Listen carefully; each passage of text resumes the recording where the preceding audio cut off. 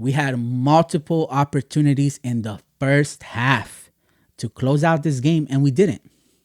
So shout outs to the Ravens for doing the bare minimum and winning this game because, it's just an embarrassment. Why was the game so close for the whole entire, tied the entire game for the first half? These Cardinals, I'm sorry, but they are a sorry team. It is what it is. They're a sorry team, and they're. What is going on, Ravens flock? My name is Drastic, and I want to welcome you guys back to another video on our YouTube channel, Flock and Ravens. And on today's video, we're going to be talking about the game that we all just finished watching, the Baltimore Ravens taking on the Arizona Cardinals. And wow, what a game. What a game. And I don't mean it in a good way. This was a whole disaster from the very beginning all the way to the very end. A whole disaster. And we're going to talk about that. But before we get into that, I want to give a big shout out to the Baltimore Ravens for doing the bare minimum in this game. Now, a lot of y'all may be asking yourself, Drastic, why are you saying that the Ravens, our Ravens, did the bare minimum in this game? Well, I'll tell you why. These Ravens refused to close out this game in the first half. They refused to blow out the Arizona Cardinals out of their stadium in the first half because they had multiple opportunities to do so, not only on the offense, but on the defense as well. But, and let me not get started on this defense because they didn't even show up till the second half of the game. Minus the first drive that we had on offense where we scored that touchdown, bro, it was a horrible game. This reminded me so much of the game versus the Steelers because we just kept refusing to win this game. Every time we had the opportunity to win this game, we would say, nope, take the ball back, y'all score. And it was the same for the Cardinals. But the Cardinals, on the other hand, were at least trying to score, but they just didn't have the right talent, the right play calls. I don't know what it was.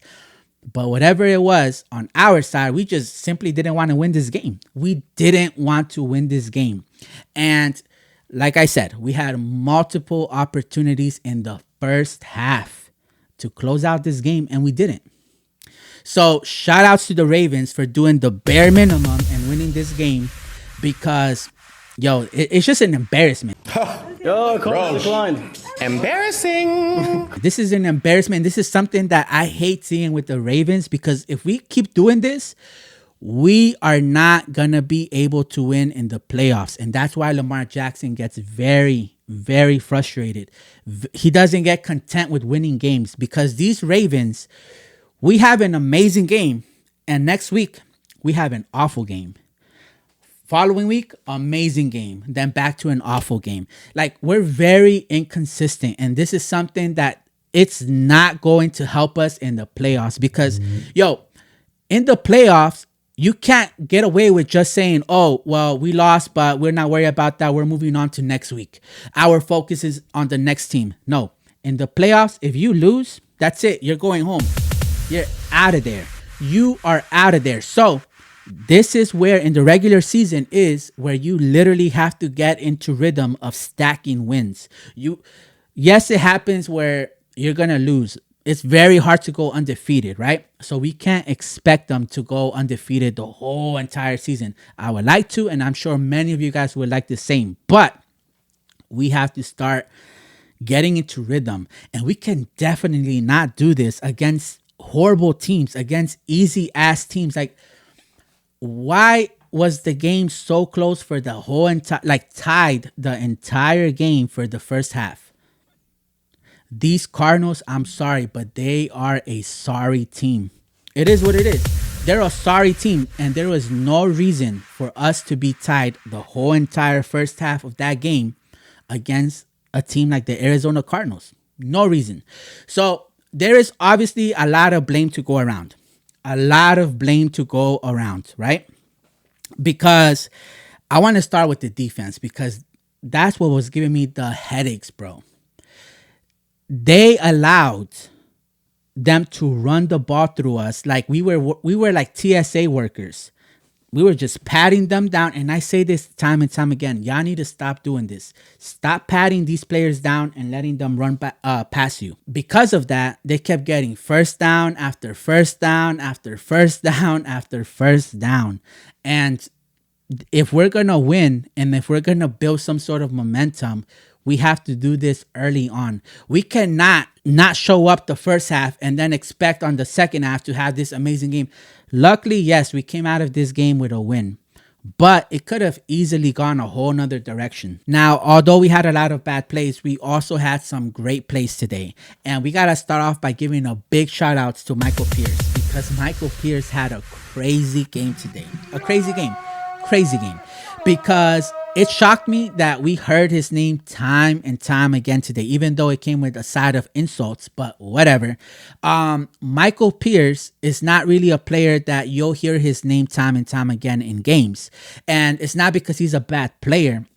Because a lot of the times, if you don't hear a player's name, it's normally because they're doing what they're supposed to, but maybe they're just not doing any crazy plays. But that wasn't the case today, because Michael Pierce today, he made a huge impact in this game. So big shout outs to Michael Pierce in today's game. Big shout outs to Brendon Stevens in this game. Bro, Brendon Stevens is also playing very good in this season. I don't even think you could say good. He's playing great in this season. All right. Big shout outs to Geno Stone. 5th interception. Bro, we need to pay this man already.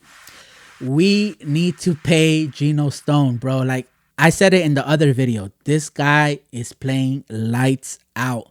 We got a steal in Geno Stone. We got him in the 7th round, right? And like I said in that video, we put him on the practice squad. The Texans saw what they are seeing now, what we're seeing now, and decided to sign Geno Stone to their active roster, even though it's just for 1 week. But yo, we got the opportunity to bring him back. Let's keep him here. Like I said, why are we going to build up this amazing players just to send them off to another team to benefit from it? No, let's benefit from our hard work. I see other teams constantly getting a group of great players like Patrick Queen, Geno Stone, Roquan Smith, like a group of great players in one team. And how are they doing it and we're not able to do it? How do they do it and we can never, ever find a way to do it? We're always full of excuses. So this is the type of player that we need to keep on this team. All right. Patrick Queen, same. Geno Stone is definitely up there. Yo, Matabike again, bro, making his presence known each and every game. I would have liked to see that a little bit earlier on, like in the first half. Again, I don't know what happened to our defense. I don't know where they were at, but they were definitely not on that field. Shout outs to our guys on defense for holding the Cardinals to only 15 points. But you guys have to stop allowing the other team to play catch up in the 4th quarter.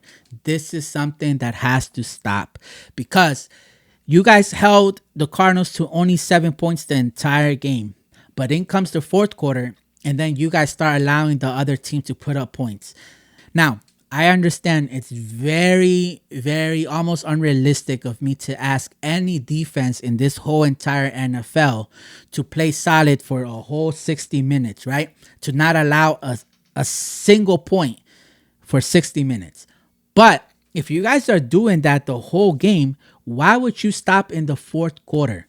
That's when you guys have to show up the most. Now, the same thing goes for our offense. We have to put up points in the 4th quarter. We have to. We cannot play scared. We cannot play too comfortable. We have to put up points, because especially if you have a big lead, you have to make sure you close out the game. You can't leave any room for them to catch up. You have to close out games in the 4th quarter. Well, you really should have in the first half, because you guys had, like I said in the beginning of the video, multiple opportunities to close out the game in the first half, but you decided not to. So in the 4th quarter, you guys have to put up points. All right. Now that we're talking about our offense, I want to talk about Lamar Jackson in this game, because I found myself very frustrated many times during this game, because Lamar Jackson clearly needed to throw away the ball because nothing was open. I understand that sometimes when you scramble or whatever, you eventually find someone open, but that's not always going to be the case. And when you just don't find anything, throw the ball away, because the fact that you didn't, we lost 6 yards, 12 yards, 10 yards. This is something that, instead of helping the team, it hurts our team. It hurts our chances of putting up points, right? You're doing a better job, obviously, of protecting the ball, but part of protecting the ball is also protecting our chances of scoring points. So if there is nothing open and you have guys bull rushing towards you, throw the ball away. Throw it away. Unless you really know you have a chance to scramble out and make a play. But even after you scramble out and guys are still coming at you and there's still nothing open, throw it away. Throw it away and you'll have another opportunity the next one and the next one. But you can't keep holding on to the ball when clearly nothing is open. And now we got to give a big shout out to Rashod Bateman, because there was this one play where Lamar Jackson underthrew Bateman, and instead of Rashod Bateman just giving up on that play, he decides to turn around, go underneath the defender, and make the catch. And even the announcers were saying this play almost seemed like the defender was playing the role of the wide receiver and Rashod Bateman was playing the role of the defender. And I could see the same thing, because that pass to Rashod Bateman was not good. It was not good at all. It was going straight to the defender. And this is something different that we're seeing from Rashod Bateman, because there is a lot of fans that were complaining that Rashod Bateman constantly gives up on plays. But not today, and especially not in that play. If we can see more of these plays from Rashod Bateman, I can definitely see Rashod Bateman getting more opportunities on this offense, because Rashod Bateman has to earn that trust with Lamar Jackson. Like, you're not going to just be giving that trust just because you're a first-round pick.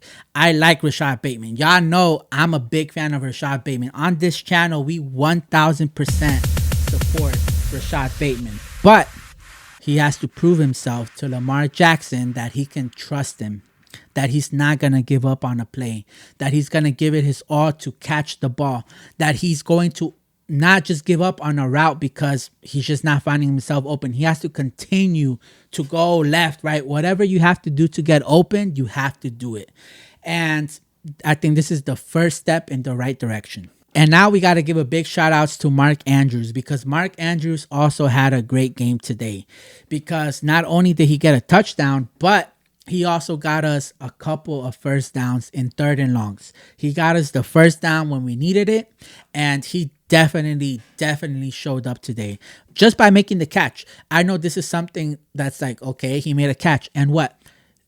It matters because, again, just like Rashod Bateman, Mark Andrews and everyone on this team has to earn Lamar Jackson's trust, because there has been many times where the ball comes right at you and you guys drop the ball. So some of that trust goes away from Lamar Jackson with you guys. So you guys have to prove yourselves to Lamar Jackson, to the coordinator, that we can trust you, so that the ball can keep coming your way. And Mark Andrews did just that today, time and time again. So big shout out to you. Now, with Isaiah Likely, I don't know what's going on with him, because a lot of the times with Isaiah Likely, we don't really have complaints.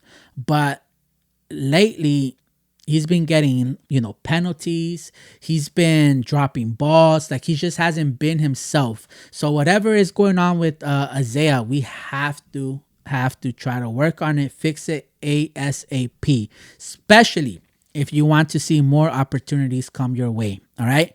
At one point, I know there was a lot of fans that were saying, yo, we need to move on from Mark Andrews and go Isaiah Likely's route. I said no. Because yes, he's had a lot of great moments, but he hasn't had enough for me to say, yes, it's time to move on from Mark Andrews and go to Isaiah. Not only that, but I feel like Mark Andrews is a Ravens for life. He's a Raven for life. All right. I just don't see the Ravens wanting to move on from Mark Andrews. I don't see it. I hope they don't either. I know some of you guys, for whatever reason, feel like you guys want to move on from Mark Andrews. I personally don't. So another player that we definitely have to give a big shout outs to is Gus Edwards, because Gus Edwards today had a huge game. Not only to Gus Edwards, but also to the coaching staff, because they actually fed the hot hands. Normally, this is something that we don't see, and I feel like, I don't know, maybe they saw the last video that I made, but they definitely fed the hot hand in this game, and he took full advantage of that, because not only did he get us many yards, he also got us a couple of touchdowns. He put us in great position to put up points. So shout outs to Gus Edwards and the coaching staff. This is something that we need to see more of. It can't be just a one-time thing. This is something that we have to see time and time again for us to go into the right direction, right? So shout outs to you guys. Now, there is one more player that I want to talk about before we close out this video, and that is Mr. Automatic Justin Tucker.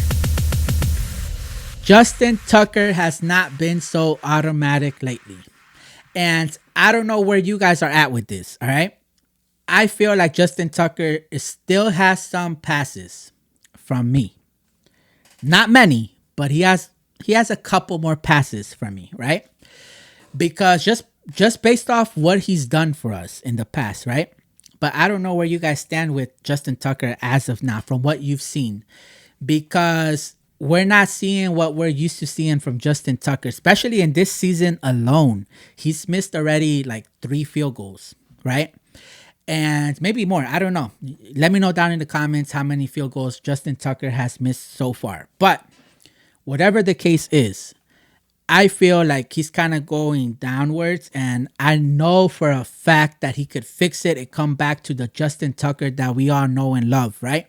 But this is something that we cannot wait until the playoffs to fix. This is something we got to fix now. Because unfortunately with this team, sometimes the game falls down to Justin Tucker's foot, right? Justin Tucker's kick, Justin Tucker's field goal. It comes down to that. And we gotta be able to trust you. Otherwise, not only are you gonna lose the trust of the fans, you might start losing the coach's trust, right? So instead of giving Justin Tucker the opportunity to make a field goal, they might decide to just punt the ball back. Or they might decide to go for it on 4th down when it's not in our favor.